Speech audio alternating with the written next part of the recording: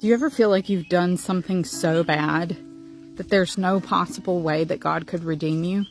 Let me tell you a quick story. And just a heads up, this story is kind of PG-13 for any little ears that might be listening. You know the story in the Bible of Joseph, right? The one who was daddy's favorite and his 11 other brothers decide to sell him into slavery. Sounds pretty awful, right? Like, their brother didn't even do anything to them and they decided to make him a slave, knowing that they could possibly never see him again. Do you know whose idea that was? His brother Judah. Now, Judah went on to live a pretty sketchy life. He married a woman that God didn't approve of, had a few sons. A couple of those sons were so wicked that God even decided to end them early because he was tired of their shenanigans. So one day, Judah runs into one of his late son's wives, his daughter-in-law. But he doesn't know that she's his daughter-in-law. He thinks she's a prostitute.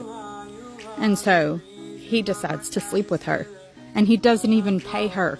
He gives her an IOU. Then a little while later, he finds out that Tamar is pregnant and wants to stone her. That is, until he finds out that he's the baby daddy. Personally, I think that that was Judah's turning point, because he realized that he was not a righteous man. So then a famine comes on the land, and they have to travel to Egypt to get food. Little do they know, Joseph's the one in charge of things in Egypt. He's the one they ask for food, and he claims to think that they're spies unless they bring their little brother Benjamin with them. Now, Benjamin is the one who became daddy's favorite after Joseph left. And remember, Judah wanted to sell Joseph into slavery because he was daddy's favorite. So they bring Benjamin with them to Egypt. And because Joseph knows who they are, he shows Benjamin obvious favoritism. He did it as a way to test his brothers to see if their hearts had really changed.